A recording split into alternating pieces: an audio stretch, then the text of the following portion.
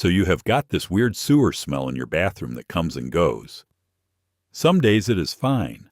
Other days you walk in and it smells like something crawled up through the drain and died. You have cleaned everything, poured bleach down the sink, and the smell keeps coming back.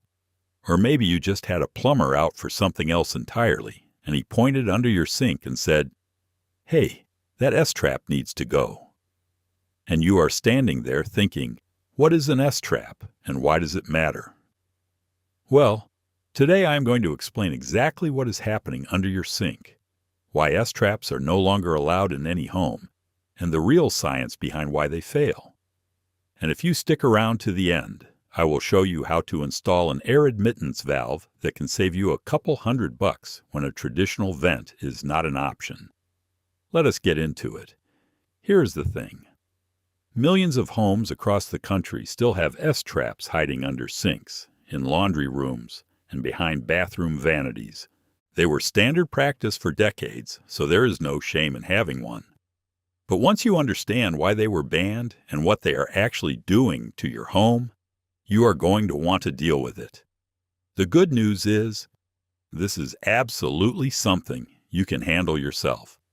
So let us start with the basics.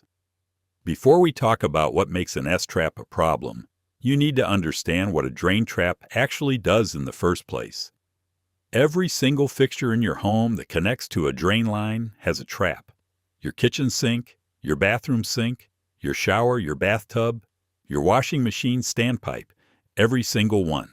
And they all serve the same purpose. A trap holds a small amount of standing water in a curved section of pipe, and that little pool of water acts as a seal. It is a barrier between your living space and the sewer system. Without that water seal, sewer gases would flow freely up through every drain in your home. We are talking methane, hydrogen sulfide, and other gases that are not just unpleasant, they are genuinely hazardous. Hydrogen sulfide at low concentrations smells like rotten eggs. At higher concentrations, it can cause headaches, dizziness, and worse.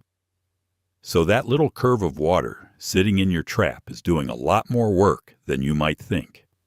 If you look under your bathroom sink right now, you will see a curved section of pipe, usually 1 1/4 inch or 1 1/2 inch diameter. That curve is your trap. The water sitting in the bottom of that curve is your water seal. As long as that water stays put, sewer gas stays where it belongs, which is in the sewer. The question is, what happens when that water does not stay put? And that is exactly where S-traps get into trouble. All right, so let us talk about the difference between an S-trap and a P-trap, because this is where everything clicks. A P-trap, which is what current code requires, has a curved section that dips down and comes back up. And then the pipe exits, horizontally out through the wall. If you look at it from the side, it sort of looks like a sideways letter P. The key detail is that horizontal section heading into the wall. That horizontal pipe, called the trap arm, connects to a vented drain line inside your wall. That vent is critical, and I will explain why in a minute. An S-trap looks different. It has that same curved dip at the bottom, but instead of exiting horizontally through the wall, the pipe curves back downward again and drops straight through the floor or continues downward into a lower drain line. When you look at it from the side, it looks like the letter S, down, up, and then back down again. Now on the surface, both traps hold water in that bottom curve. Both create a water seal. So you might be thinking, what is the big deal? They both do the same thing, and that is exactly what plumbers thought for a long time. But the problem is not what happens when the water is sitting still. The problem is what happens when the water moves. By the way, if you are finding this helpful, you should know this is just a taste of what I have put into my book, 50 Easy Plumbing Fixes That Will Save You $10,000. It covers everything from leaky faucets to running toilets, step by step, with diagrams. You can grab your copy by scanning the QR code on screen right now, or just use the first link in the description below. All right, let us keep going. This is the part most people never learn, and it is the real reason S-traps were removed from the plumbing code. It all comes down to one word: siphoning. Here is what happens. When you fill your sink with water and then pull the drain, a large volume of water rushes down through the trap all at once. In a P-trap setup, that water exits horizontally into a vented drain line.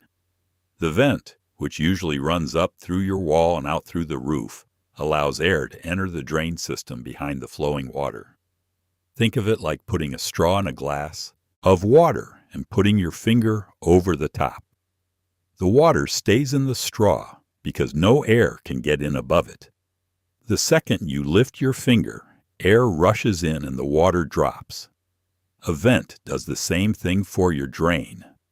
It lets air in so the water flows freely without creating a vacuum.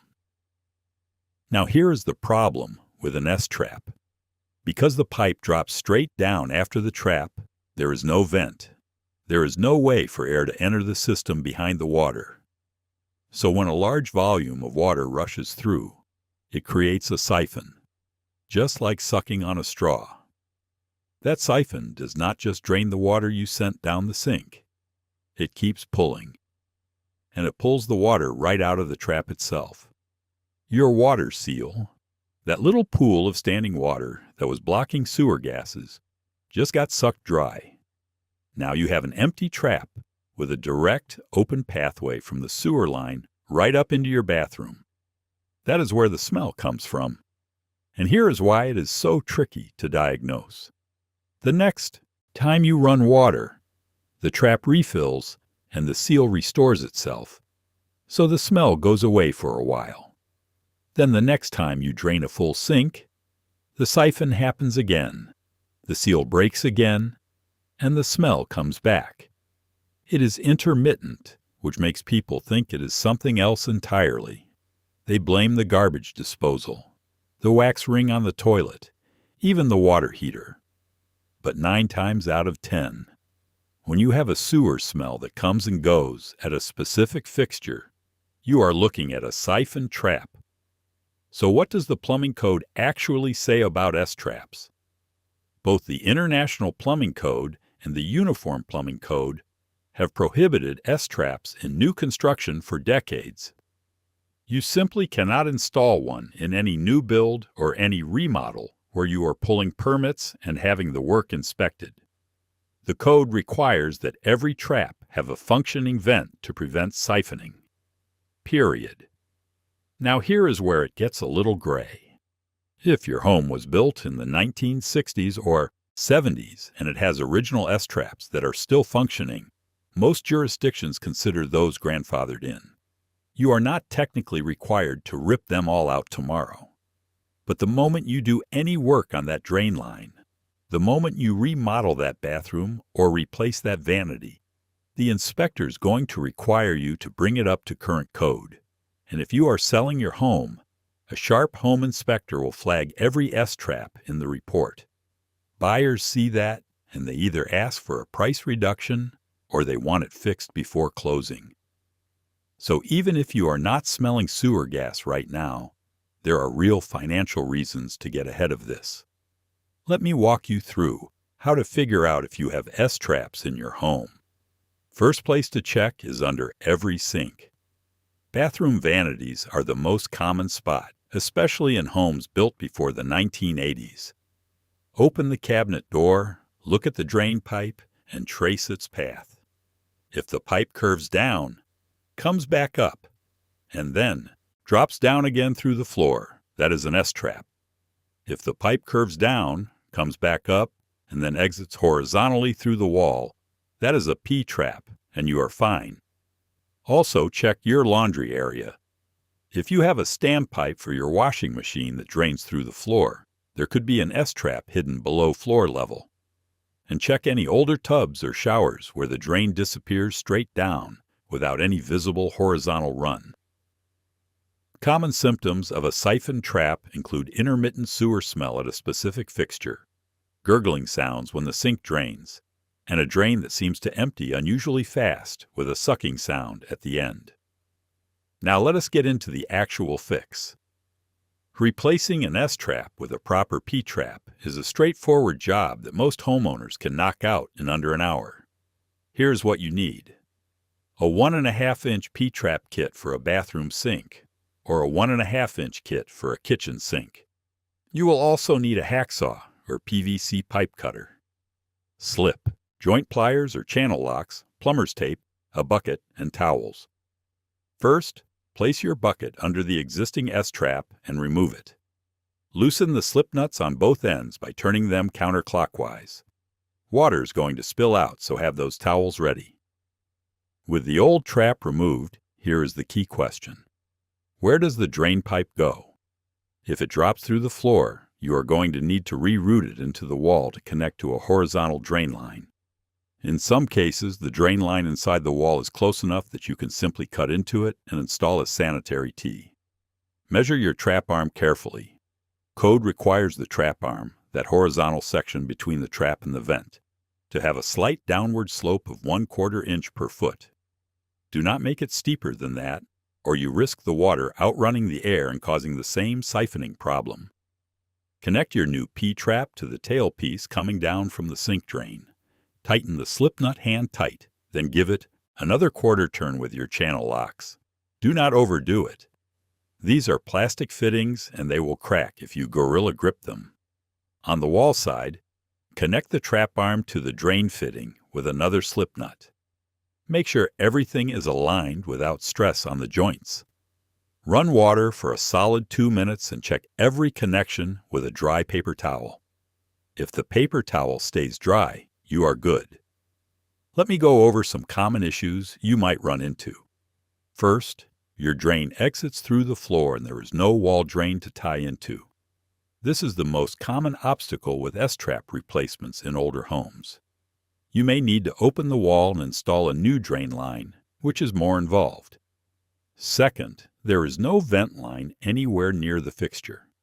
Without a vent, even a P-trap can have issues. This is where an air admittance valve comes in, which I will cover in the bonus tip. Third, the old pipes are corroded metal and the slip nuts will not budge. Spray them with penetrating oil and let it sit for 15 minutes before trying again. If they still will not move, you may need to cut the pipe and transition to PVC with a rubber coupling called a Fernco fitting. Fourth, the trap arm is too long or too short. Code generally limits the trap arm to 30 inches in length for a 1.5-inch pipe. If your arm is longer than that, you need a vent closer to the trap. Fifth, you have got leaks at the slip joints after installation. 9 times out of 10, this means the nylon washer inside the slip nut is not seated properly. Take it apart, reposition the washer with the tapered side facing the fitting, and retighten. All right, here is that bonus tip I promised. If you are replacing an S-trap and there is no existing vent line you can tie into, an air admittance valve, sometimes called a Studer vent, is a code-approved solution in most jurisdictions. This is a small one-way valve that lets air into the drain system to prevent siphoning, but it does not let sewer gas escape into the room. You install it on the trap arm between the P-trap and the wall, using a sanitary tee pointing upward. The valve has to be at least 4 inches above the trap weir and it needs to be accessible, so do not bury it inside a wall. You can mount it right inside the vanity cabinet. These things cost about $8 to $12 at any hardware store, and they eliminate the need to cut into walls and tie into a vent stack, which could easily run you $200 to $400 if you hire it out. Just double-check your local code, because a handful of jurisdictions still do not allow them. That wraps it up. If this was useful, you will love the full book. 50 step-by-step plumbing fixes with diagrams, all in one guide. Link is below. Hit subscribe so you do not miss the next video. Thanks for watching.